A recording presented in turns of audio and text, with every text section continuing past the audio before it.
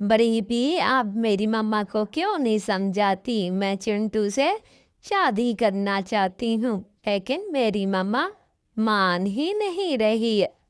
आखिर उसमें बुराई क्या है?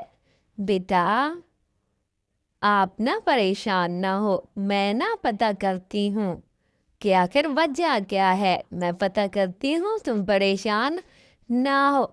बड़ी अम्मा, अगर मम्मा ने मेरी बात ना सुनी तो मैं आपके घर आना भी छोड़ दूंगी। ना बेटा, बेटा गौरी, तुम क्यों नहीं शादी रानो की कर रही?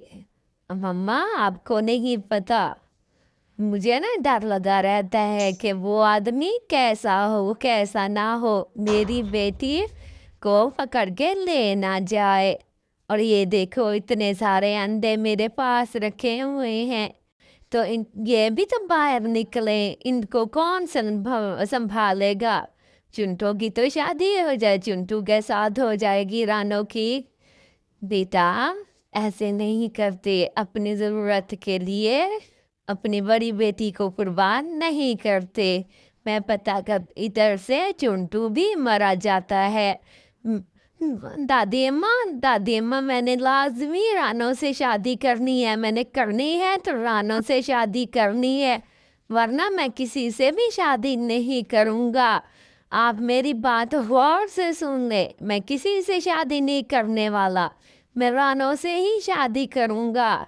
अच्छा बेटा, ना परेशान हो, मैं बात करती हूँ, जाती हूँ। ऐसे ही बड़ी दादी अम्मा के लिए चुंटू बर्गर बनाता है, और बड़ी अम्मा कहती है, दादी अम्मा कहती है, बेटा ये जाके जंगल के सारे परिंदों के घरों में बर्गर दे आओ, और ना रानू के घर भी लादमी देना। ऐसे ही गौरी अपनी बेटी का रिश्ता करने के लिए जंगल के घरों में चली जाती है, और चुंटू के घर के पास ही बबलू का घर होता है। बबलू से बताता है कि माशाल्लाह से चुंटू है तो बहुत अच्छा समझदार है, आप बेफिक्र होके उसके साथ शादी कर दें, और वो बहुत खुश रहेगी, माशाल्लाह से मेहनती भी बहुत है। इधर गौरी अपनी दोस्त को घर बुलाती है कि मज़ीद मुझे तुम कोई मालूमात दे, और वो उसे बताती है कि चुंटू की एक ही दादी है, वो बहुत ज़ईफ़ है, और कुछ अरसे के बाद क्या पता वो फौत हो जाए। इधर से चुंटू रानो के लिए बर्गर बनाने की कोशिश करता है। आज तो मैं रानो को दावत दे रहा हूँ, क्यों ना मैं अच्छे अच्छे बर्गर बिन बनाऊं और रानो को खिलाऊं। मैं फिर उसे प्रपोज करूँगा कि मेरी दादी भी मान गई है, और उससे पूछूंगा कि क्या तुम्हारी मम्मा मानी है। ऐसे ही चुंटू रानो को घर बुलाता है, रानो ये देखो मैंने तुम्हारे लिए कितना ज़बरदस्त बर्गर और फ्रेंचाइज, और ये देखो कोक भी रखी है, और ये केचप भी है, खाओ मज़े से। ऐसे ही रानो को घर से अलविदा करने के लिए उसे गिफ्ट और फूल भी देता है चुंटू, और कहता है, रानो मेरी तो दादी मान गई है, अब तुम ही बताओ कि तुम्हारी मम्मा मानी है या नहीं मानी। हाँ हाँ चिंटू, मेरी मम्मा भी मान गई है, वो बस तुम्हारी ना मालूमात ले रही है कि चिंटू ठीक आदमी है या नहीं। ऐसे ही गौरी जब मालूमात लेती है तो अपनी बेटी रानी को बुलाती है। बेटा, मैंने पता किया है, चिंटू तो बहुत अच्छा है, अच्छा मैं ना फसल कट जाए तो उसके बाद तुम्हारी शादी कर दूंगी। हाँ मम्मा ठीक है, मम्मा मैंने ना ब्रांडेड कपड़े भी लेने हैं, जूते भी लेने हैं, और अपने कमरे की डेकोरेशन बहुत अच्छी जगह से करवाऊंगी। बेटा, इसके लिए तुम्हें, इधर चुंटू भी उदास होता है, मैं अब अपने घर कैसे डेकोरेट कराऊं? मेरी तो रानों से शादी होने वाले। कल्लू कहता है, तुम फिक्र ना करो, फिक्र ना करो, मैं बात करता हूँ तुम्हारी दादी से भी और तुम्हारी सास से भी बात कर। क्या बात करोगे मेरी सास से? ऐसे ही कल्लू चिंटू को लेके गौरी के घर जाता है। बड़ी भी बहन जी, आप ऐसा करें, आप चिंटू की शादी कुछ देर बाद ही करें, क्योंकि चिंटू कमाने के लिए दूसरे शहर जा रहा है। इसने अपनी बीवी के लिए फर्नीचर। भाई, तुमने उस दिन जो बात कही थी, क्या वो सच है कि चिंटू मेरी बेटी के लिए शहर कमाने जाएगा? हाँ बहन, हाँ। चिंटू तो बहुत रो रहा था कि मैं खाली हाथ नहीं शादी करूँगा, अपनी दुल्हन के लिए सारी ज़रूरत की चीज़ें घर में रखूँगा। अच्छा, चिंटू इतना अच्छा है, इतना समझदार है। हाँ बहन, हाँ। चलो ठीक है, तुम कहते हो तो कुछ अर्सा मैं वेट कर लेती हूँ। गौरी फिर उसकी बात मान लेती है और इधर से गौरी दोनों को अकेला छोड़ के वहाँ से चली जाती है। देखो रानो, मैं अब जा रहा हूँ काम ढूंढने के लिए आज, इसीलिए मैंने आप लोगों को दावत दी है कि सासू माँ को भी बुला के बता दूँ और आपको भी। मैं शादी करने के लिए बहुत सारे पैसे इकट्ठे करना चाहता हूँ ताकि हमारी धूमधाम से शादी हो। हाँ हाँ, ठीक कह रहे हो तुम। अब तुम जाओ और बहुत खूब सा पैसा कमा के ले आओ ताकि हम बहुत अच्छे से धूमधाम के शादी करें। सासू माँ, मेरी मंगेतर का आपने ख्याल रखना है। देखो, मैं तुम्हें फूल देने भी आ गया हूँ, क्योंकि अभी ही शाम को मैंने निकलना है। अगले दिन ही रानू का मंगेतर उसे फूल देता है और अलविदा करने से पहले कुछ प्यार भरी बातें करता है कि अपना ख्याल रखना। मेरे जाने के बाद ऐसे बेचारा शाम को निकल पड़ता है, दुखी भी बहुत होता है कि है मेरी रानू, है मेरी रानू। दरवाज़ा खोलें, सुने रात हो गई है, दरवाज़ा खोलें, मुझे पानी की प्यास लगी है, दरवाज़ा खोल। बेचारे को कोई दरवाज़ा नहीं खोलता। सुनसान जंगल में बेचारा रात के टाइम रोता भी है और डरता भी है।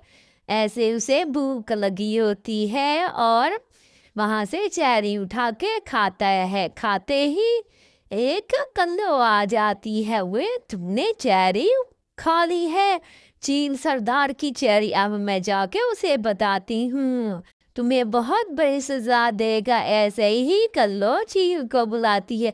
क्या क्या? हाँ हाँ सरदार जी, एक अजनबी आया है हमारे जंगल में और वो आपके बाग में से चेरी तोड़ तोड़ के खा रहा था।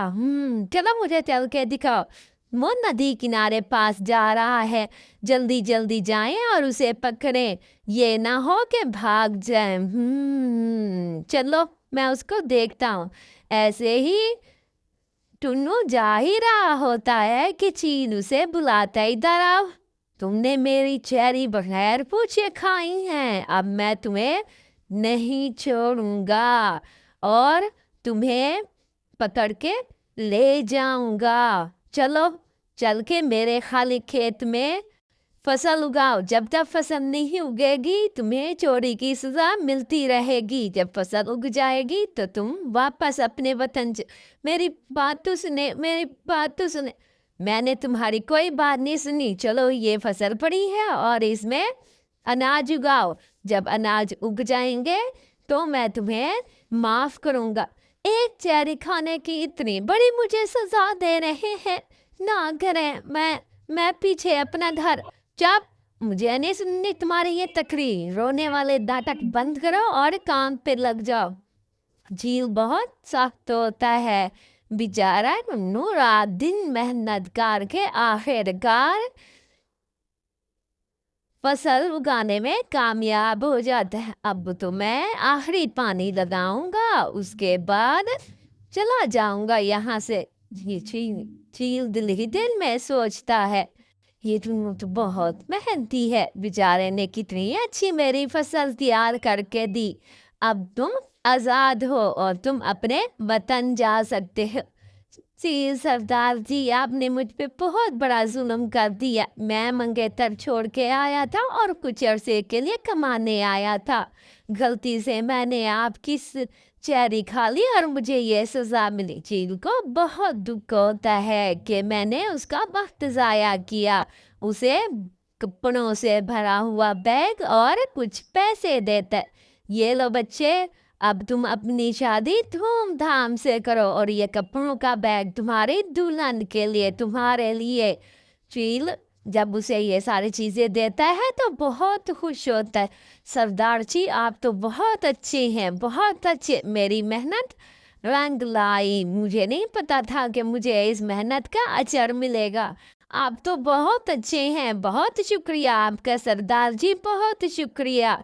आपकी बहुत मेहरबानी, वरना मैं बहुत टेंशन। इधर जैसे ही गौरी के घर आता है तो गौरी अपनी बेटी की दूसरी जगह शादी करने की बातें कर रही होती है। बस अब मैं कुछ नहीं सुनूंगी।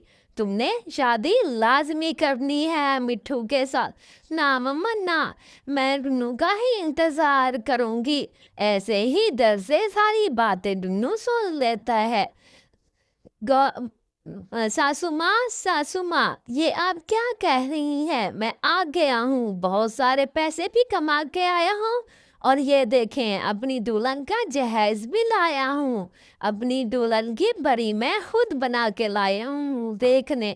मैं कहीं नहीं अपनी दुल्हन की शादी करने दूंगा।